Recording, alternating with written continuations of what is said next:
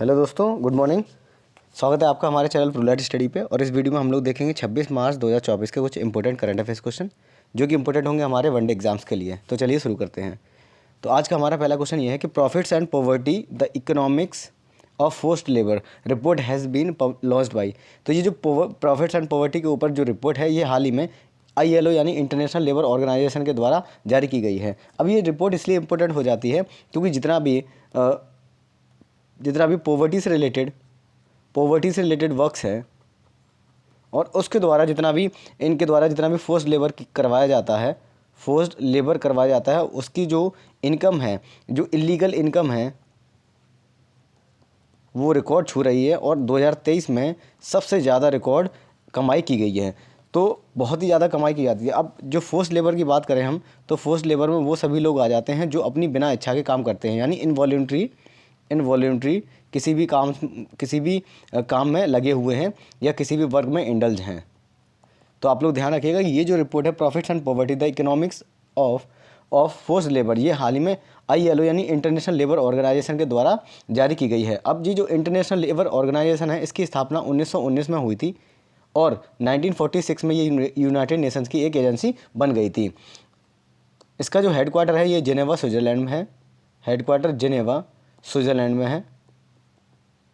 और इनका जो मेन मुद्दा है वो जितने भी ह्यूमंस के और लेबर के जो राइट्स हैं इन सभी को उठाना, ताकि इनका ज़्यादा से ज़्यादा एक्सप्लॉयटेशन ना हो सके, वर्कर्स का ज़्यादा से ज़्यादा एक्सप्लॉयटेशन ना हो सके। तो हमारे लिए मेन मुद्दे की बात यह है कि प्रॉफिट्स एंड पॉवर्टी जो economics of forced labour report है ये हाल ही में ILO यानी इंटरनेशनल लेबर ऑर्गेनाइजेशन के द्वारा जारी की गई है।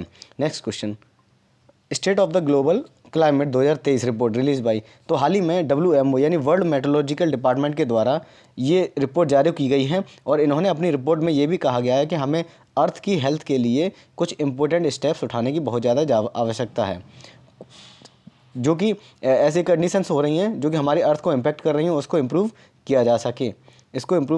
और इस रिपोर्ट के अनुसार द ग्लोबल क्लाइमेट 2023 रिपोर्ट के अनुसार जो 2023 का ईयर है ये लास्ट डिकेड में और जब से मानव सभ्यता यहाँ पृथ्वी पर शुरू हुई है तब से हॉटेस्ट ईयर यानी सबसे ज़्यादा गर्म ईयर रिकॉर्ड किया गया है और इसमें 1.45 डिग्री सेल्सियस तक का टेम्परेचर बढ़ गया है।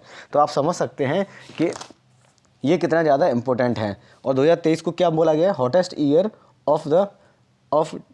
ऑफ द डेकेड, यानी लास्ट की 10 ईयर में जितना ज़्यादा टेम्परेचर 2023 में पाया गया है इसमें भी 50 डिग्री सेल्सियस से ऊपर टेम्परेचर निकल गया था कई सारी जगहों पर ही। अगर WMO की बात करें, WMO मतलब वर्ल्ड मेट्रोलॉजिकल डिपार्टमेंट, इसकी जो स्थापना है ये 1950 में इस्टेब्लिश किया गया था और इसका भी headquarter Geneva Switzerland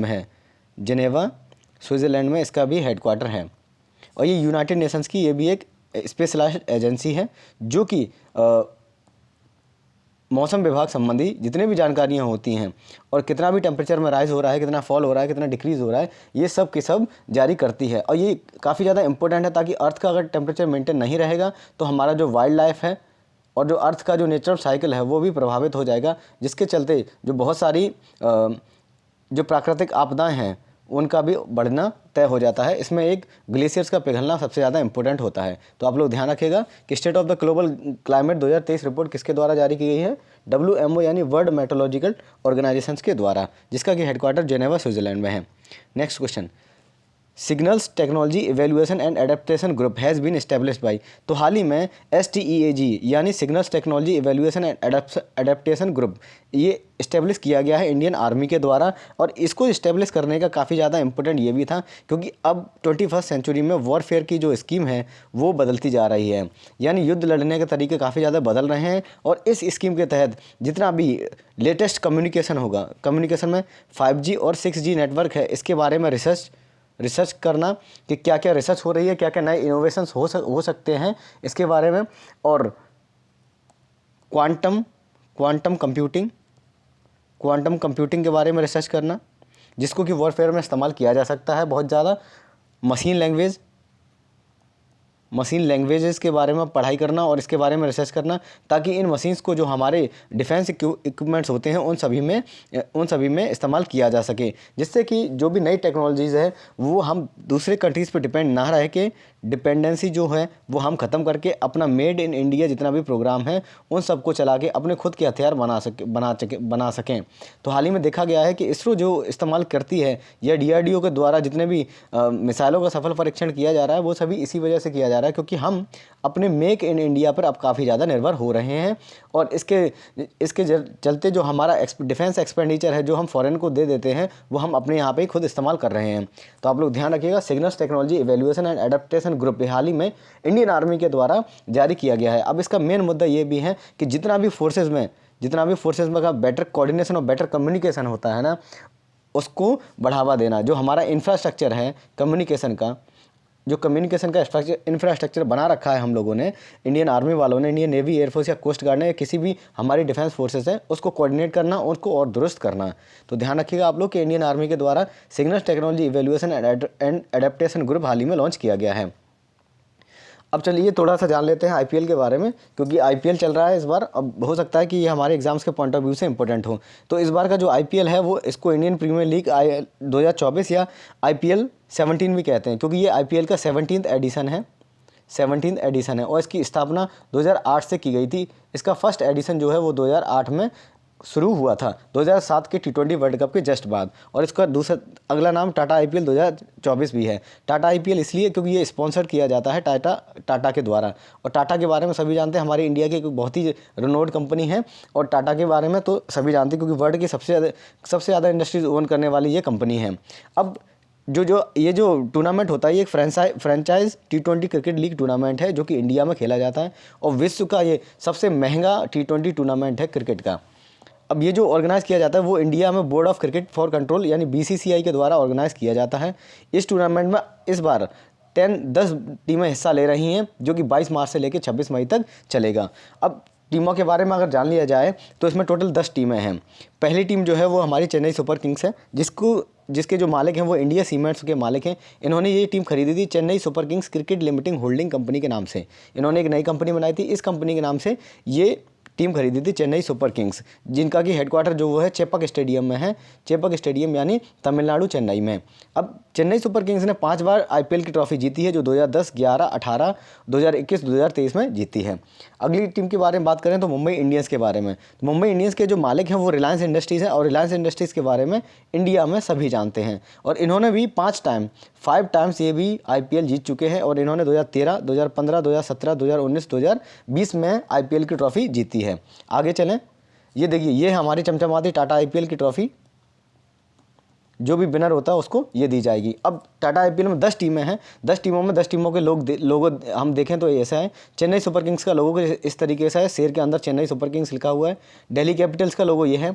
Gujarat Titans, जिसको कि अभी 2 ही साल हुए हैं, 2021 में टीम बनी थी और 2022 में इसने अपना पहला खिताब जीता था।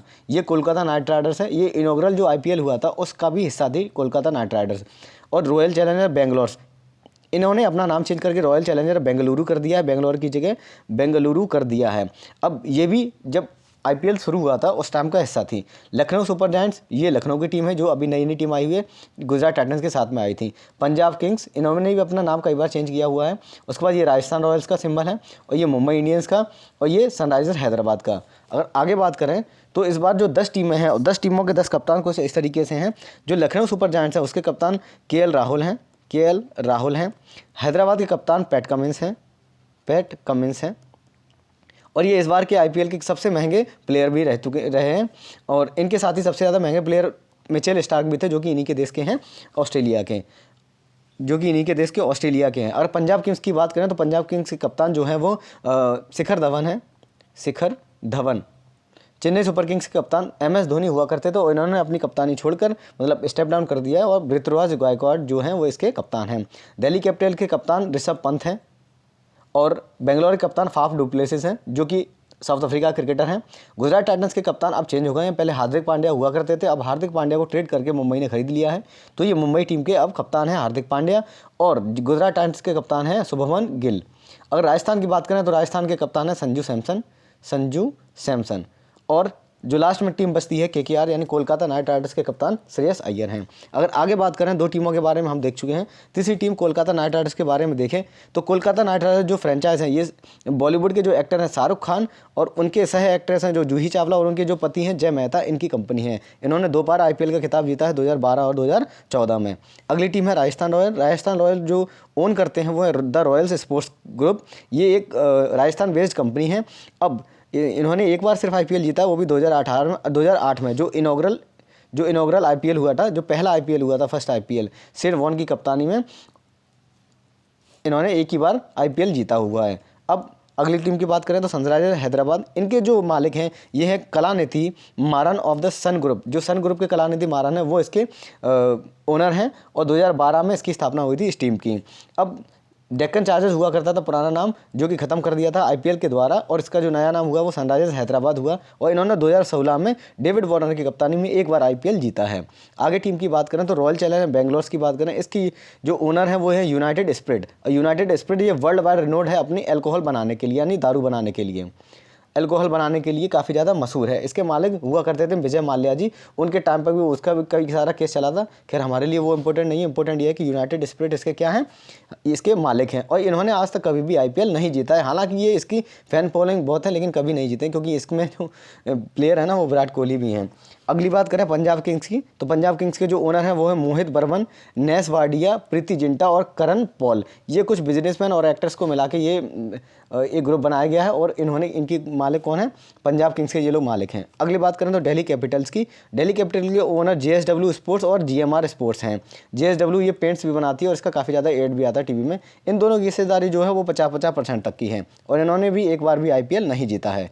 गुजरात टाइटंस की बात करें आगे तो इसके जो ओनर हैं वो हैं CBC कैपिटल पार्टनर्स। ये जो CBC कैपिटल पार्टनर्स एक फॉरेन कंपनी है। अब इन्होंने एक बार IPL जीता था 2022 में, 2022 में जीता था। 2023 में ये रनर अप रहे थे यानी सेकंड पोजीशन पे रहे थे।